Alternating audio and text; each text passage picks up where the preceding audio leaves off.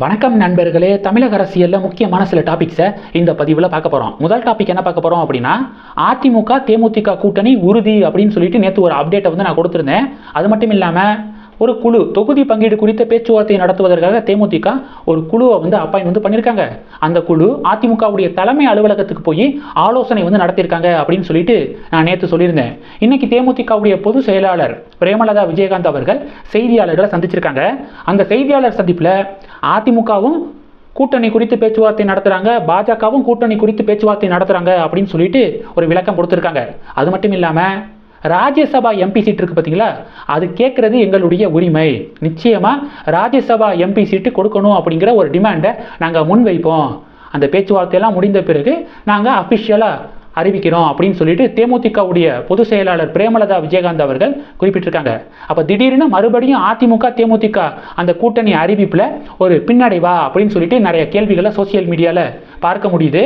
அதிமுகவை பொறுத்த வரைக்கும் ராஜ்யசபா சீட்டு கொடுக்குற அந்த முடிவே கிடையாது, சம்மதம் கிடையாது அப்படிங்கிறதுல அதிமுக உறுதியாக இருக்காங்க. ஆனால் தேமுதிக ராஜ்யசபா சீட்டு வேணும் அப்படிங்கிறதுல அவங்க கன்ஃபார்மாக இருக்காங்க. என்ன நடக்க போகுது அப்படிங்கிறத நம்ம பொறுத்திருந்து பார்க்கலாம். அது மட்டும் இல்லை, அதிமுகவுடைய ஆஃபீஸுக்கு போய் தேமுதிகவை சேர்ந்தவர்கள் பேச்சுவார்த்தை நடத்தியிருக்காங்க. அப்போ அதிமுக தேமுதிக கூட்டணி கன்ஃபார்மா அப்படின்னு சொல்லிட்டு கேள்வி எழுப்பும்போது பிரேமலதா விஜயகாந்த் அவர்கள் என்ன சொல்லியிருக்காங்கன்னா, இல்லை, அதிமுகவுடைய முன்னாள் அமைச்சர்கள் எங்களுடைய வீட்டுக்கே வந்து கூட்டணி குறித்த பேச்சுவார்த்தை நடத்தினாங்க. அதே மாதிரி நாங்களும் அதிமுகவுடைய அலுவலகத்துக்கு போய் கூட்டணி குறித்த பேச்சுவார்த்தையை நடத்தணும், அவ்வளவுதான்.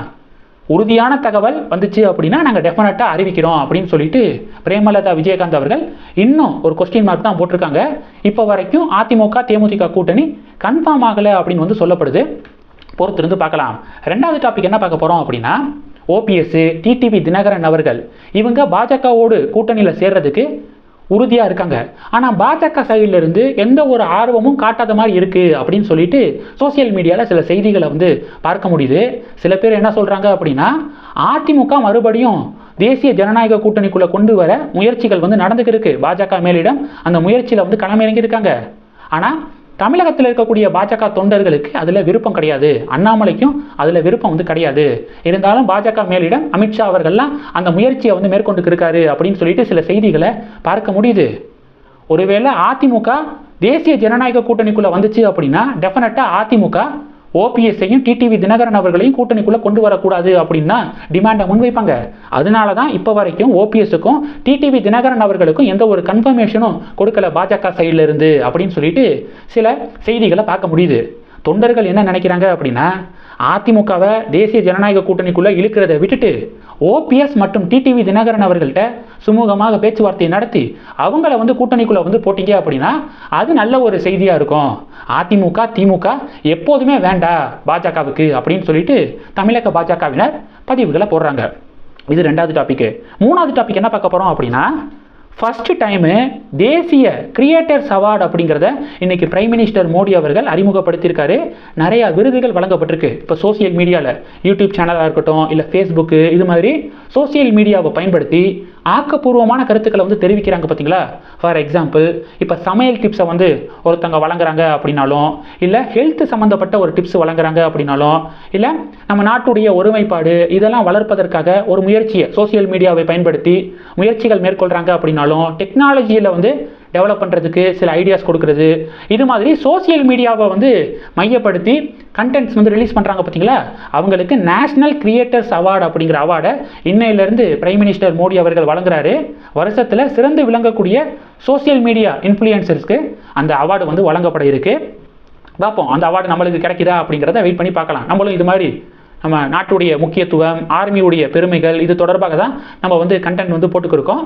ஒரு நாள் இல்லை ஒரு நாள் அந்த அவார்டை வாங்குறதுக்கு முயற்சி பண்ணலாம். அடுத்த டாபிக் என்ன பார்க்க போகிறோம் அப்படின்னா, நாம் தமிழர் கட்சியுடைய தலைமை ஒருங்கிணைப்பாளர் சீமான் அவர்கள் நேற்று சக்தி மசாலா இருக்குது பார்த்தீங்களா, சக்தி மசாலாவுக்கு எதிராக சில ஸ்டேட்மெண்ட்ஸ் வந்து கொடுத்துருக்காரு. சக்தி மசாலாவுடைய அந்த பாக்கெட்டை வந்து எடுத்துகிட்டு வந்து காமிச்சு பார்த்துக்கோங்க. ஃபஸ்ட்டு வந்து ஆங்கிலம் இருக்குது, ரெண்டாவது ஹிந்தி இருக்குது, மூணாவது நம்மளுடைய தாய்மொழி தமிழ் வந்து மூன்றாவது இடத்திற்கு வந்து தள்ளப்பட்டிருக்கு. அந்த கவர்லேயே பாருங்கள், தாய்மொழிக்கு மூன்றாவது இடம் தான் கொடுத்துருக்காங்க அப்படின்னு சொல்லிட்டு ஓவராக பொங்கியிருக்காரு சீமான் அவர்கள். உடனே நாம் தமிழர் கட்சியை சேர்ந்தவர்கள் வந்து என்ன பண்ணியிருக்காங்க அப்படின்னா, பைகாட் சக்தி மசாலா அப்படின்னு சொல்லிட்டு ரொம்ப கொந்தளிக்க ஆரம்பிச்சிட்டாங்க. சிம்பிளாக பாஜகவினர் என்ன கேள்வி எழுப்புறாங்க அப்படின்னா, சீமான் அவர்கள் நீண்ட இடைவேளைக்கு பிறகு ஒரு தமிழ் படத்தில் நடிக்க போகிறாரு. அந்த படத்துக்கு பேர் என்ன அப்படின்னா எல்ஐசி, லவ் இன்சூரன்ஸ் கார்பரேஷன் அப்படின்னு சொல்லிட்டு அந்த படத்துக்கு டைட்டில் வந்து வைக்கப்பட்டிருக்கு.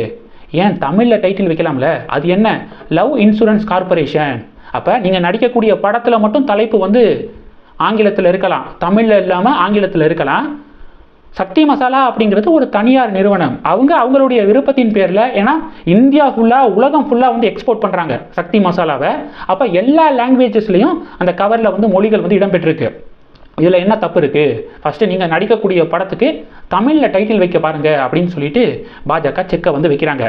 இந்த டாபிக்ஸ் எல்லாத்தையும் பற்றி உங்களுடைய பார்வைகளை மறக்காமல் கமெண்ட் பண்ணுங்கள். இந்த வீடியோ பிடிச்சிருந்துச்சுன்னா லைக் பண்ணுங்கள், ஷேர் பண்ணுங்கள். மறக்காமல் நம்ம சேனலை சப்ஸ்கிரைப் பண்ணுங்கள். மேலும் நம்ம சேனலுக்கு சப்போர்ட் பண்ணணும் அப்படின்னு ஆசைப்பட்டீங்கன்னா நான் பேசக்கூடிய வீடியோக்கு கீழே நன்றி அப்படிங்கிற ஆப்ஷன் இருக்குது. அதை கிளிக் பண்ணி உங்களால் முடிந்த தொகையை சேனல் வளர்ச்சிக்காக கொடுத்து உதவி செய்யலாம். இல்லை ஜாயின் பட்டனை கிளிக் பண்ணி நம்ம சேனலுக்கு மெம்பராக வந்து ஆகலாம். நன்றி. ஜெய் ஹிந்த்.